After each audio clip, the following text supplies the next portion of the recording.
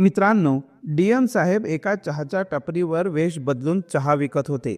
तेवढ्यात एक दरोगा तिथे येतो आणि डीएम साहेबांना धमकावत म्हणतो, ए मुला, चल हप्ता काढ, नाहीतर तुझी ही टपरी इथून हटवून टाक. डीएम साहेब शांतपणे विचारतात, अहो सर, ही तर सरकारी जागा आहे आणि मी रोज नगर निगमला शुल्क भरतो. मग तुम्हाला वेगळा हप्ता का द्यायचा आहे? दरोगा रागाने म्हणतो, ए मुला, माझ्याशी जास्त बोलू नकोस. जितकं सांगतोय तितकंच कर, नाही तर रातोरात तुझी टपरी इथून हटवतो आणि उद्याच JCB आणून ती तोडूनही टाकतो. त्यावर डीएम साहेब म्हणाले की पहा इन्स्पेक्टर साहेब, मी नगर निगमला प्रामाणिकपणे पूर्ण पैसे भरतो आणि मी सरकारी जागेवरच आहे. त्या व्यतिरिक्त मी तुम्हाला वेगळा हप्ता देणार नाही.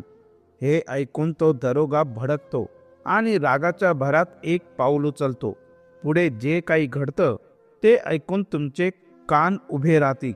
मित्रांनो, कथेत पुढे जाण्याआधी मी तुम्हाला विनंती करू इच्छितो की आपण जर आमच्या चॅनलवरती नवीन असाल तर कृपया आमच्या चॅनलला सबस्क्राईब करा आणि तुम्हाला जर कथा आवडली असेल तर कथेला लाईक करायला विसरू नका. चला तर मग कथेला सुरू करूया. ही घटना हिमाचल प्रदेशच्या सोलन जिल्ह्यातील आहे. एका गरीब शेतकऱ्याच्या कुटुंबाची गोष्ट आहे. रघुवेंद्र पाल आणि त्यांची पत्नी सुजाता यांनी त्यांचा एक मुलगा होता, ज्यांचं नाव जगजित पाल होतं. नवरा बायको हे दिवसभर शेतात परिश्रम करायचे. दिवसभर परिश्रम करून ते दोघं पैसे कमवत होते. त्यातून ते आपल्या मुलाचं संगोपन करायचे आणि त्याच्या शिक्षणाचा खर्चही भागवायचे आणि परिवाराचे उदरनिर्वाह करत होते. हळूहळू असेच दिवस पुढे जात होते. एके दिवशी रघुवेंद्र पालजी आणि त्यांची बायको सुजाताजी शेतात काम करत असताना त्यांचा मुलगा जगजित पाल शेतातच खेळत होता. तेवढ्यात एका गाडीत 4 गुंड तिथे येतात. गाडीतून उतरून रघुवेंद्र पालजी कॉलर पकडून म्हणतात की उद्या सकाळपर्यंत तुझं हे शेत आमच्या नावावर असलं पाहिजे, कारण इथे आम्ही मोठा हायवे बांधणार आहोत आणि त्यासोबतच एक मॉल देखील उभारणार आहोत. त्यामुळे तुझी ही जमीन आमच्याकडे ताबडतोब हस्तांतरित कर. गुंडांच्या या धमकीने रघुवेंद्र पाल खूप गोंधळतो. तो विनंती करत म्हणतो की साहेब, माझं हे शेत 20 लाखांचं आहे, पण तुम्ही मला केवळ 2 लाख रुपये देऊ पाहत आहात. मी तुम्हाला ही जमीन कशी देऊ? या जमिनीवर माझं कुटुंब चालतं. या जमिनीवरच मी माझ्या मुलाच्या शाळेची फी भरतो आणि त्याला खायला घालतो. हे ऐकताच गुंड रागाने शेतकऱ्यावर हात उगारतात. त्याच्या पत्नीला देखील चापट मारतात आणि म्हणतात की तुझ्या नवऱ्याला समजावून सांग, जर उद्या सकाळपर्यंत त्याने ही जमीन आमच्या नावावर केली नाही तर तुमच्या मुलाचं आयुष्य संपून टाकू किंवा त्याला पळवून नेऊ. शेतकरी घाबरतो आणि त्या गुंडांच्या पायांवर पडून गवायावया करू लागतो. तो रडत रडत म्हणतो की माझ्या मुलाला काही करू नका. मी तुम्हाला ही जमीन देऊन टाकीन, पण त्यानंतर माझं काय होईल? 2 लाख रुपयात मी काय करू?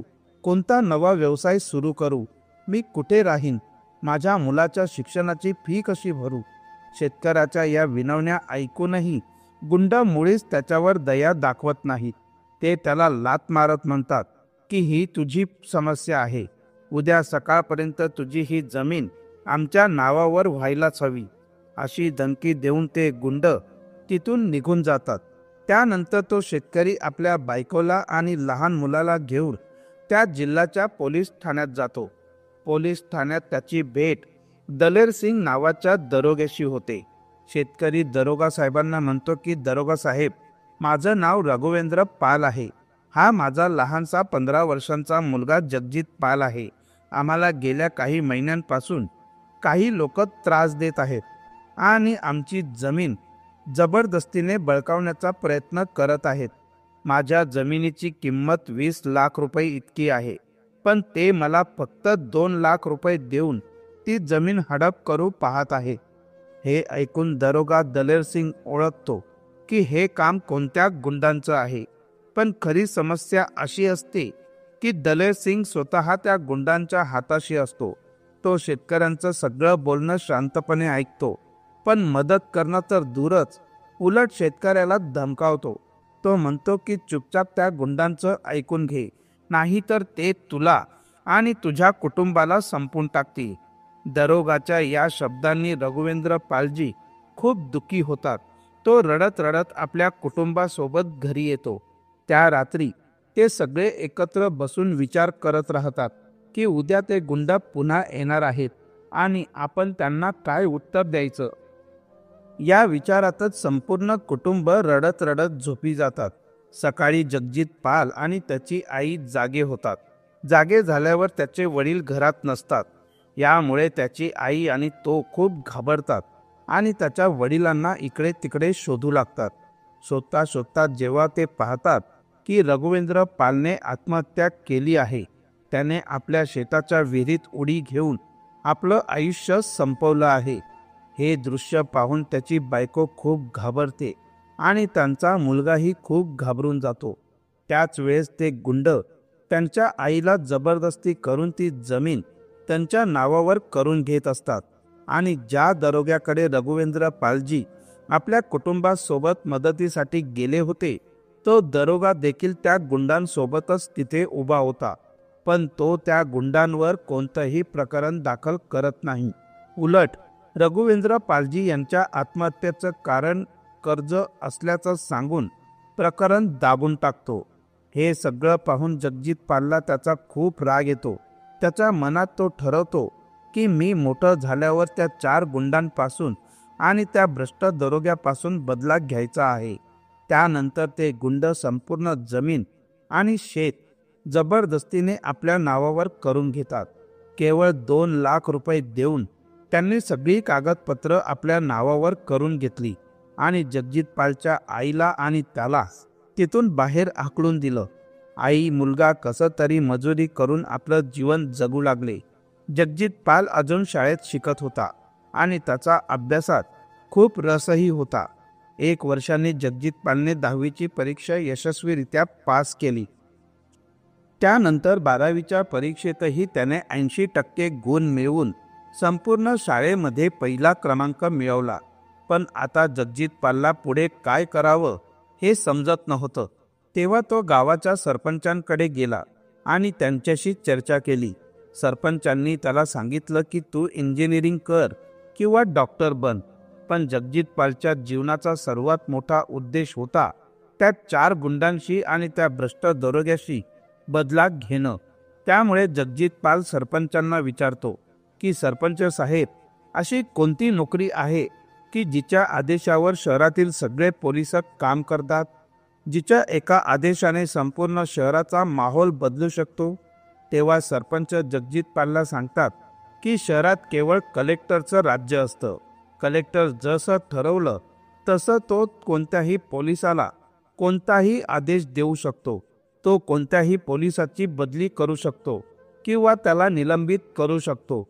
कलेक्टरच्या एका आदेशाचं पालन संपूर्ण शहराला करावं लागतं. हे ऐकून जगजित पाल मनाशी पक्का निश्चय करतो की मोठं झाल्यावर आपल्याला कलेक्टरच बनायचं आहे आणि त्या 4 गुंडांपासून व त्या भ्रष्ट दरोग्यापासून आपल्या वडिलांच्या मृत्यूचा बदला घ्यायचा आहे. जगजित पाल कलेक्टर होण्यासाठी लागणाऱ्या गोष्टी इंटरनेटवर शोधतो. त्याला समजतं की कलेक्टर होण्यासाठी UPSCची परीक्षा उत्तीर्ण करणं आवश्यक आहे. जगजित पाल अभ्यासात खूप हुशार असल्याने तो ठरवतो की आता आपलं संपूर्ण लक्ष कलेक्टर होण्यावर केंद्रित करायचं. तो 11वी पासूनच अभ्यास करायला सुरू करतो. हळूहळू तो 12वीची परीक्षाही पास होतो आणि त्याचा अभ्यास सुरूच ठेवतो. आता त्याने ग्रॅज्युएशन सोबत अभ्यास करायला सुरुवात केली होती. आधी तो 8 तास अभ्यास करत होता, पण ग्रॅज्युएशनच्या काळामध्ये तो 12-12 तास अभ्यास करायला लागला होता. हळूहळू त्याने आपलं ग्रॅज्युएशन पूर्ण केलं आणि त्याने आत्ता UPSCची परीक्षेचं ॲप्लिकेशन फॉर्म भरायला सुरू केलं. तो पुढील शिक्षणासाठी परिश्रमाने पैसे गोळा करून कोटाला जातो आणि तिथेच UPSC परीक्षेची तयारी सुरू करतो. पहिल्या प्रयत्नात जगजित पाल UPSC परीक्षेत अपयशी ठरतो, पण तो हार मानत नाही. दुसऱ्या प्रयत्नात तो प्रारंभिक आणि मुख्य परीक्षा उत्तीर्ण करतो. आता त्याच्या पुढे फक्त एकच टप्पा शिल्लक होता, तो म्हणजे मुलाखतीचा. जर जगजित पाल मुलाखत उत्तीर्ण झाला तर तो कलेक्टर बनेल. जगजित पाल मुलाखतीसाठी खूप परिश्रम घेतो, खूप अभ्यास करतो आणि देवावर पूर्ण विश्वास ठेवतो. त्याची मुलाखतही खूप चांगली जाते. तो खूप आनंदी असतो, कारण त्याला जाणवतं की त्याचा प्रयत्न फळाला येणार आहे. काही दिवसांनंतर त्याचा निकाल लागतो आणि जगजित पालचं नाव पहिल्या क्रमांकावर झळकतं.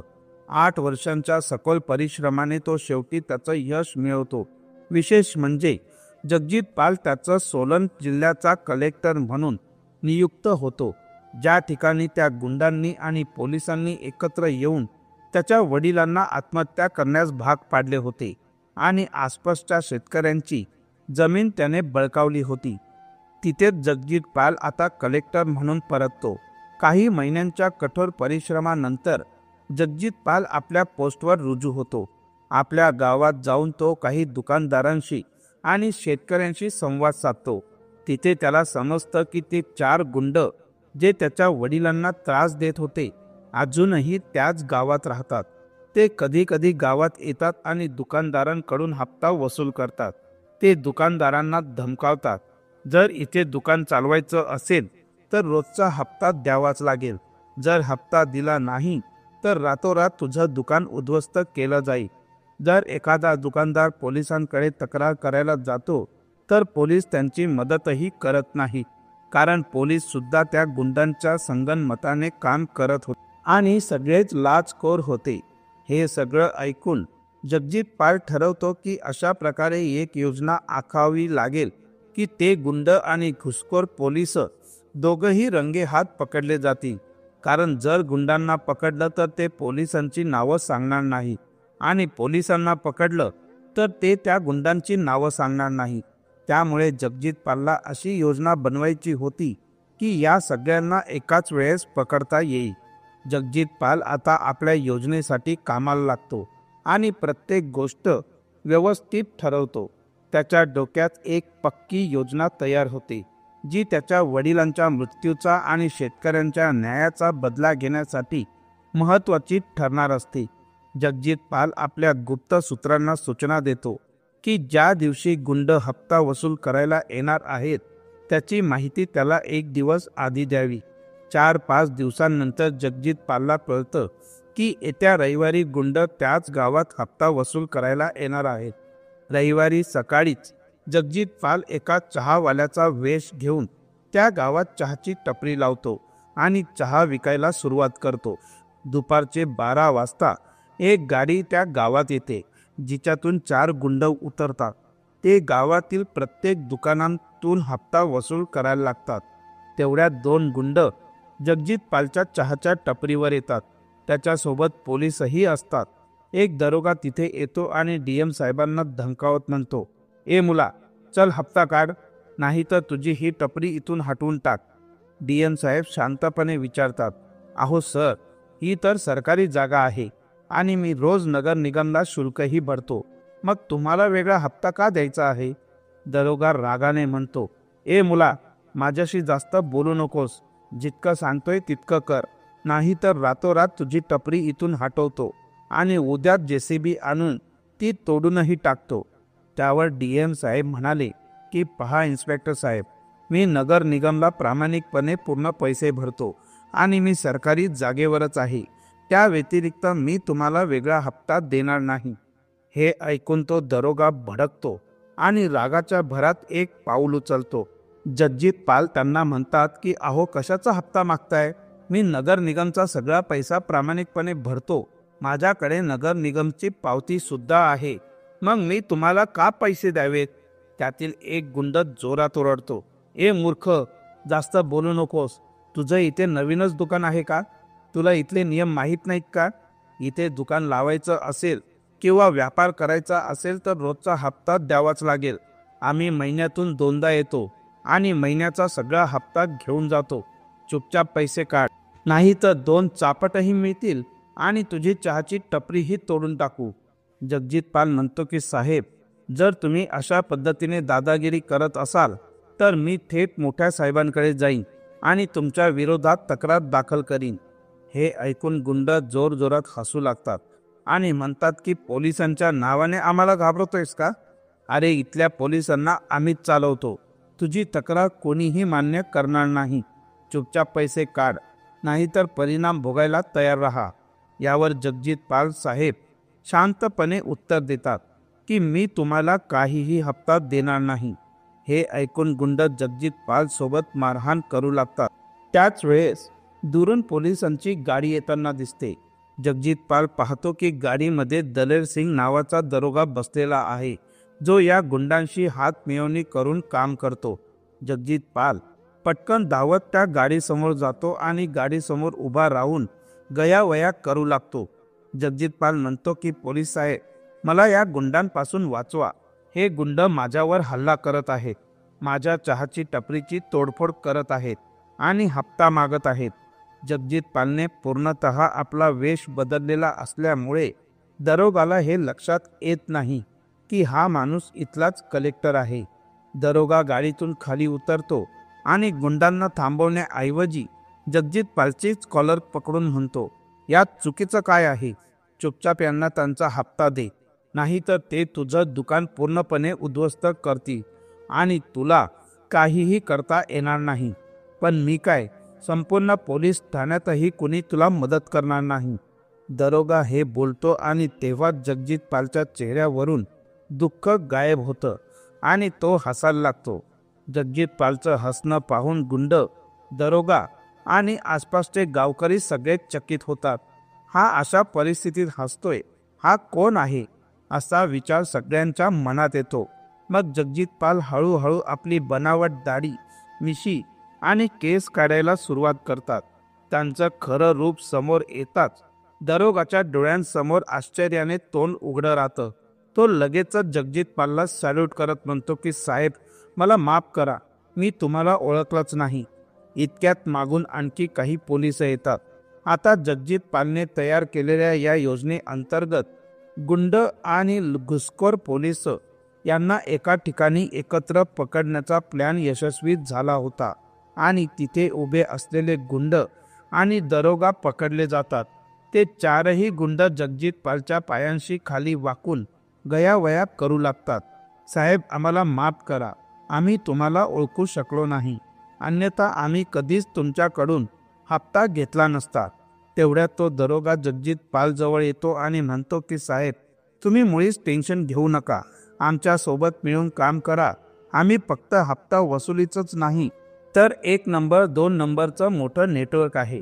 आमच्या खिशात कायम पैसा असतो. आम्ही तुम्हालाही श्रीमंत करू. या नोकरीत तुम्हाला जितका पगार मिळतो त्याच्या 10 पट जास्त पैसा आम्ही दर महिन्याला तुमच्या घरी पोहोचू. साहेब, या नोकरीत तुम्ही किती कमवाल?